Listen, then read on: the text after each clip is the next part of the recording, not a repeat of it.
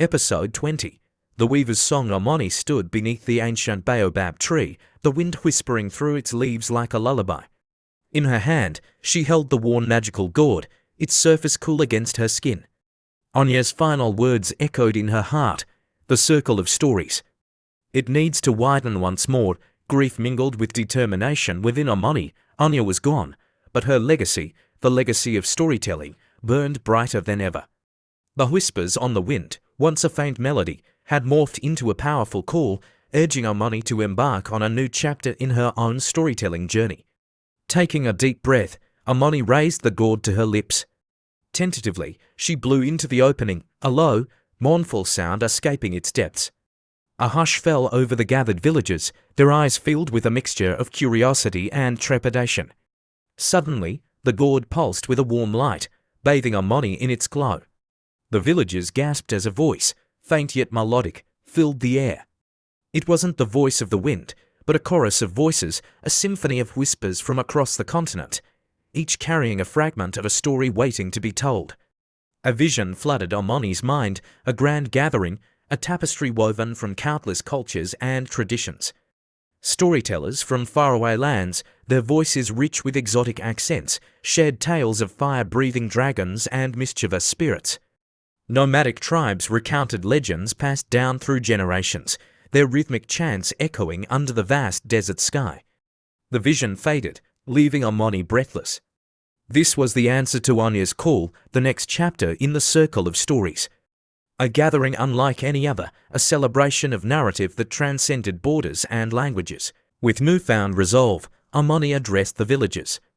"The whispers have returned," she declared, her voice ringing with conviction. They speak of a gathering, a festival of stories where voices from across the continent can weave a tapestry of shared experiences. A murmur of excitement rippled through the crowd. The idea of a grand gathering resonated with their deep-seated love for storytelling. Elders, their eyes twinkling with a youthful spirit, spoke of similar gatherings from their past, a time when stories flowed freely between villages. The planning began.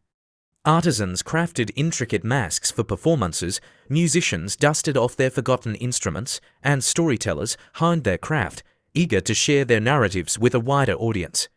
Weeks turned into months as news of the gathering spread like wildfire.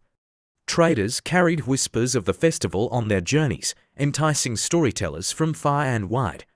Soon, the once quiet village bustled with activity, a vibrant hub of preparation and anticipation. On the day of the gathering, the baobab tree stood adorned with colourful flags, its branches heavy with anticipation. The marketplace transformed into a stage, a platform for voices both familiar and new. Amani, her heart pounding with excitement, stood at the centre, the magical gourd clutched in her hand. Taking a deep breath, she blew into it, a single, clear note that resonated through the air. A hush fell over the crowd, then, from every corner of the marketplace, voices began to rise. A booming laugh heralded the arrival of a giant of a man from the north, his booming voice recounting tales of legendary hunters and talking bears. A young woman, her voice melodic and lilting, wove a story of a mischievous water spirit who dwelled in a hidden oasis.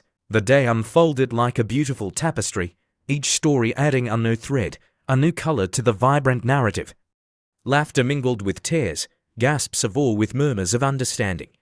As the sun dipped below the horizon, painting the sky in fiery hues, a sense of unity and connection permeated the air. Around a crackling bonfire that night, storytellers from distant lands shared not just their tales, but their customs, their songs, and their dreams. A young boy from the desert, his eyes wide with wonder, listened intently to a wizened elder from the rainforest, their faces reflecting the shared humanity that transcended cultural differences. Amani watched, a lump forming in her throat. Anya's dream had come true. The circle of stories, once confined to a single village, now stretched across the continent, a testament to the enduring power of narrative to bridge divides and foster understanding. Later that night, as Amani sat beneath the baobab tree, the magical gourd resting beside her, she looked up at the star-studded sky. A gentle breeze rustled through the leaves, carrying a faint melody, a melody that whispered, "Thank you." Amani smiled, tears welling up in her eyes. It wasn't just Anya she was thanking, but the countless storytellers who had come before her, the whispers on the wind that had guided her, and the stories themselves. Episode 21, Embers to Inferno. Amani, her hair now streaked with silver, stood beneath the familiar baobab tree. The annual storytelling festival had become a tradition, a vibrant celebration that drew storytellers and audiences from far and wide. This year, however, a shadow of unease hung in the air. Whispers, not of stories, but of a growing darkness, reached the village from beyond the horizon. Tales spoke of a distant land, once fertile and teeming with life, now shrouded in an unnatural silence. The whispers mentioned a creature, a weaver of nightmares, who spun tales of fear and despair, choking the land of its joy and creativity. A shiver ran down Amani's spine. As the keeper of stories, she understood the power of narrative. Stories could build bridges, but they could also tear them down. The weaver of nightmares, with its twisted tales, threatened to extinguish the very flame of storytelling that Amani had strived to nurture. She knew she had to act, gathering the most courageous storytellers. Amani shared the unsettling whispers. A heavy silence followed. Fear was a powerful enemy, and the weaver of nightmares seemed almost invincible. But then, a wizened storyteller from the south stepped forward. His eyes, though clouded by age, held a spark of defiance. "Stories are not just for entertainment," he rasped, his voice firm. "They are weapons, shields against darkness." His words ignited a fire of determination in the room. Storytellers, young and old, shared tales of courage, of heroes who faced unimaginable darkness and emerged victorious. They spoke of resilience, of communities that persevered through hardship, their spirits unbroken. A plan began to take shape. They wouldn't silence the weaver of nightmares. They would drown it out. They would weave a counter-narrative, a tapestry of stories so vibrant, so full of hope and resilience, that it would pierce the shroud of darkness and rekindle the flame of creativity in the afflicted land. The journey was long and arduous. They travelled through treacherous landscapes, their hearts heavy with the stories of despair they encountered. Yet, they never faltered. They shared stories of kindness, of laughter, of the enduring human spirit, their voices ringing out in defiance. Finally, they reached the heart of the darkness. The land was desolate, devoid of colour, the air thick with a suffocating silence. Amani held the magical gourd close, its warmth a beacon of hope in the oppressive gloom. Taking a deep breath, she raised the gourd to her lips and blew. A melody, rich and vibrant, filled the air. It was the weaver's song, a melody passed down from generations, a song that spoke of creation, of the birth of light from darkness. With every note, a flicker of colour returned to the land. A single flower bloomed, its petals a vibrant red, a bird chirped, its song a melody of hope. From the shadows emerged the weaver of nightmares, a creature of inky darkness with eyes that glowed like embers. But as the symphony of stories reached a crescendo, the weaver faltered. The power of the counter-narrative, the sheer force of hope and resilience, began to weaken it.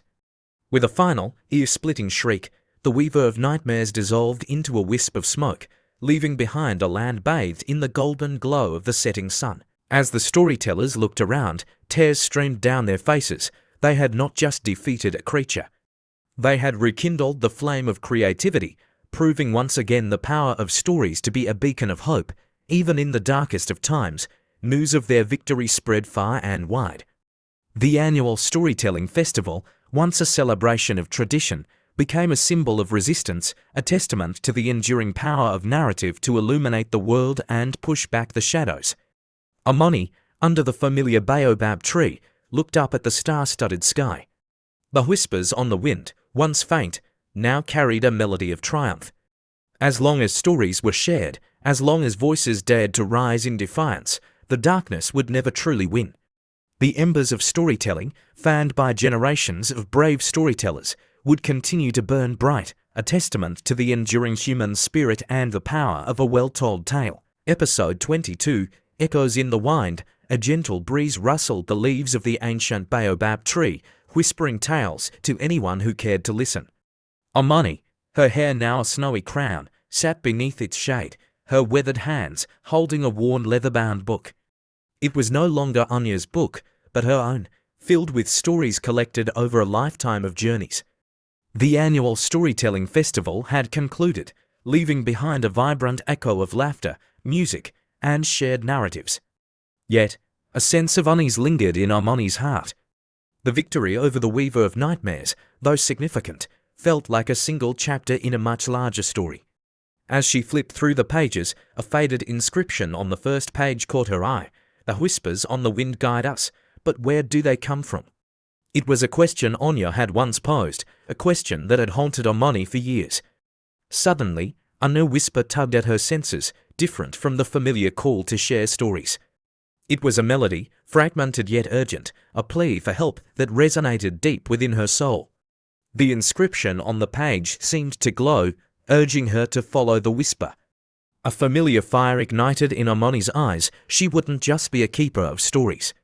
She would be a seeker, following the whispers to their source. Gathering a small group of trusted companions, storytellers known for their courage and resourcefulness, Armoni embarked on a new journey. They ventured beyond the familiar landscapes, guided by the faint melody and cryptic clues gleaned from forgotten legends whispered in the dead of night. Their path led them through treacherous mountains, across scorching deserts, and through lush, uncharted forests. At each stop, they shared stories, not just for entertainment, but to bridge the gap between cultures and gather information about the source of the whispers.